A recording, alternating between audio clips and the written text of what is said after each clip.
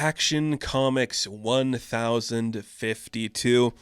I decided we're going to try talking about every single Superman, Super Family adjacent book now, just because it finally feels like we've got like the bearings to what we wanted this to be. Like there's been like a huge mix whatever going on between every Superman title. It feels like for a long time the character wasn't given the opportunity to stand out, you know? It's weird to say that, but it's kind of true. So now we have a couple Superman titles to talk about. The new ongoing Superman book, the new Adventures of Jonathan Kent Superman book to talk about, and we have Action Comics, the classic staple of the character. This is the more Super Family book with a bunch of characters. You know, you got John in there, Clark in there, the twins from the Warworld event. You have both Natasha and John Henry Irons, and the Steelworks stuff. You have Connor showing up, Keenan showing up, and of course Kara in there. A lot of characters, and of course Lois Lane, who is in her own right a member of the Super Family. That's like 10 characters. It's a lot. But we'll get into this book and talk about it. So issue 1051 is kind of like just setting up what this was supposed to be, in that they were doing like a thing with Steelworks like being presented, Metallo attacked, and this is kind of like going on with the current situation there. So Connor kind of gets his head bashed in the fight. Superman steps in, gets into a scrap with Metallo. It just turns into a big brawl. Steel shows up to help kick his ass a bit. They tear his human face, revealing the flesh underneath. And you just see that John Corbin here is getting a little bit upset with the way the world's working for him. Kind of cool that like the big bad of this arc is Metallo, because it makes sense that he's going to be a prominent feature who is almost like a weakness to every character in this world. That's kind of exciting. Really cool thing to see. But Superman freezes him, blasts him into space. It's a problem they're going to deal with later. They have to get back and figure out what's happening. What they learn through like news reports and everything is that this was definitely a setup from Lex Luthor. That's like the clear thing that they know, but the news reports have no witnesses claiming that Metallo was on site, and it looks like the damage was from refugees of Warworld. So now it's like the Blue Earth movement's kind of like pushing this to look like it was somebody else. That wasn't actually the case. More people turning against like the choices that Superman made, once again showing Lex Luthor as like this secret genius. And learning this in like the first panel, we see these characters. There's so many people in like this living room that they don't actually have them all fitting in the room. There's like people in the doorway. So let's just count here. You got 4 people on the couch. You got John Henry Irons talking with Clark, and then you have like their children in like the back. So that's another 4. And then you got Lois with Connor and Keenan in the side. So you got about like 11 people in this room, including the dog. Like that is a big family. I mean, it's a lot, but I guess why not? Like, I do it. I don't know how you'd write 11 characters, but they're doing it. So, just to recap people who might be jumping on for this book about like who Metallo and John Corbin are, we're going to give a little bit of a speech to the new kids about what it is. So, they like, we made an experiment. He had kryptonite imbued in him. You get it. It all makes sense. But he was a dangerous man. And you see that one of the children, I'm sorry I don't remember their names. I was very hit or miss on keeping up with the Warworld Saga stuff. The female twin is kind of like, so it's like an Unmade. An Unmade is like a revival that they did on like the Warzone, when like when like somebody would die, the alchemists and necromancers would bring them back to life and reanimate them to send them back into battle. That's pretty much what Metallo is. So that makes sense. At that moment, too, Lois tells him it's bedtime. So we get a couple of cool pages where Lois and Clark are being parents, which is something we're used to seeing. But now that John's older, it's kind of cool to have them go back to this well and try doing new things like, how do you brush your teeth? How do you get ready for bed? Why do you call yourself Clark Kent and wear glasses? Cute moments that work for these characters, and it's very fun to see. It's cute. Like, this is kind of like the thing people were missing, right, when they aged up John. So I'm curious to see how, like, Superman fans, I say in quotations, are going to react to these two younger characters taking that place in the family. John is a little bit older, so he's going to be doing his own thing, which makes sense. He's a character who can support his own title. Kind of interesting. But you see that the female one is kind of worried about this Blue Earth movement and what they're going to say to the Warworld like residents living on Earth. Kind of interesting. And we do get a little bit of a flashback to John Corbin's like upbringing, which is a very interesting choice that this book is making him like his own lead in that way. Kind of cool. So it's him and his sister when they are young. They hear their father and uncle fighting.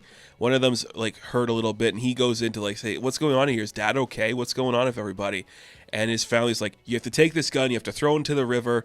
Don't come back. You do it. And if you mess this up, I'll kill you with my two hands." And that just kind of becomes like the memory that John Corbin is stuck with. While he's floating in space, he does manage to break free a little bit. And he gets a transmission from his sister saying like, "Look, dude, I don't know what's going on, but there's people here who are threatening to hurt me if you don't kill the Superman family." You know, there's something like a really cool idea being portrayed here of like the cycle of abuse that Metallo was going through. It's kind of a fun idea. I don't hate it. It's not like perfectly executed yet, but just from like these first couple of pages, you see, oh, he's abused by Lex. Oh, he's abused by being built this way by his father. Now by who's manipulating him, which we know is Lex. It's kind of interesting. I do like what they're doing with him. It's a clever idea that is presented well and executed well. Very interesting stuff. And then we just spend a couple more pages with like, hey, how are the twins doing here? They're doing fine. How's Connor doing? He's doing okay. Just seeing like, is this Lex? What's Lex doing? The key is maybe Lex isn't perfectly controlling what's going on with John Corbin, or he's manipulating to look like he's not the one involved, but it's clearly his attack on Steelworks because he wants LexCorp to be the only thing controlling everything in Metropolis of this new world, even though he's in prison. It is setting up like maybe there's some mysterious figure working above or differently than Luthor, but the way that Luthor is being like a present figure in this book and in the new Superman book leads you to believe that he is the overarching thing doing all of this. That is exciting. I think that's a really cool premise it's bringing up. I dig it.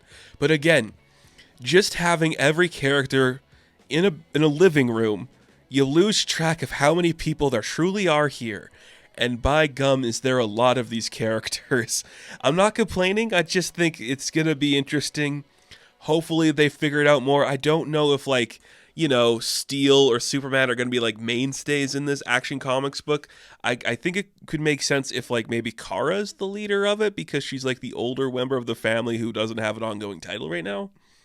That could work, but it's fine. So somehow we see that Metallo gets blasted back down to Earth, and he's like, all right, I'm pissed off. Everything sucks. I gotta go kill the Superman family. He literally lands in like an alley where in the front of the alley is a bunch of just like, you know, angry dudes upset with like these people like coming into like their city and taking their jobs, and like now they're destroying people, really buying into like, you know, like the blue shit, like the shit that Blue Earth's talking about, like, look at these war world citizens showing up and ruining everything. Clearly it's hitting the nail on the head with this. I don't have to like get into the subtext of what this means for people coming to the country and the residents of that country, talking about these people coming and taking their job and their land and all that stuff. You get that, right? They're even wearing like military propaganda. Clearly these guys are supporting and feeling one thing. You get it. They find John Corbin. They're like, hey, he's one of those guys that Blue Earth was talking about. Look at this freak. He's an alien dude. And he's like, would you shut up for a minute? And he just kind of like lashes out on them, literally kills all of them, and then drops them back to his base where he's like, okay, you guys are pricks and you suck and I hate you, but you know what? I need help if I'm going to kill a family, so I need to make my own family. So we're going to have some unmades being made in the Metallo basement, which is kind of cool. Taking that idea of like the Warworld saga and the unmade from that and giving it the identity for Metallo, that's kind of a cool idea. I do like that. And that is where the main story ends. Again, just kind of like getting you caught up on what's going on in this arc. A lot of standing in a living room talking about stuff, but I don't hate that. We do have 2 backups, which is a lot. I'm not going to spend too much time dwelling on them. Dan Jurgens and Lee Week give you one that's kind of like the Lois and Clark adventures when they're younger, and their son's younger, just catching you up on some adventures that John had when he was young, helping this princess of a world looking for a Kryptonian. It's pretty cute, pretty fun. I do like that, and it kind of ends with like Doombreaker showing up on their doorstep. Very cool. The second backup we get is, I think, a little more interesting and something that I think a lot more people are going to pick up the book for if you want a backup in your book. It is the continued adventures of Power Girl, like rejoining the world of this, because she was kind of gone for a bit. The JSA books, like, what if she was back? Now she's working with, I believe it's Omen, who is a character that like controls like, mental stuff. You get it. She's working to better her mind and understand her telepathic powers. So they're kind of working as like these agency people that like we can help people who have psychic problems and help them better themselves. So this issue is the two of them working with Kara, who has lost her ability to translate languages, and she's kind of like caught up in her own head. And look, as somebody who likes both Power Girl and Kara, there is something to explore in going into the mind of Kara and seeing all this crazy stuff. It's like, what if Kara saw herself as like a queen in her temple and everything, and Power Girl doesn't know what she wants to feel about this, and just Kara might be more spoiled than you're realizing. There is something about that book that is very compelling and fun. And of course, Marguerite Sauvage is one of my favorite artists working today. It's just beautiful to see her work. It's so sharp. And gorgeous, and I just love the color so much. Just beautiful designs. Great. It just looks great, and I love this backup. This is the one I like the most of the two backups. Having Power Girl take charge here is kind of cool. But overall, I think this is a solid introduction to the Superman family, because you kind of get something for all of them. You get a little bit of this, a little bit of that. Once we get further into the arc, things will probably smooth out a little bit more, just because not everybody got a chance to shine, but we have to build you up there. So I think it's working on that aspect, and it's pretty cool to see. I enjoy it. Did good. Not the best iteration, I think, but I am very excited to see where this book is going to go, because it's cool to have all these characters together doing something fun. I do dig that. I appreciate that. Really fun that we're getting the opportunity to tell this kind of story again. Pretty cool. All of them are here. If you can think of a Superman character of prominence who is not featured in this book right now, they are either dead or forgotten to time, so it doesn't matter. Overall, not bad. Not bad at all. So Action Comics 1052, I am going to give an 8 out of 10.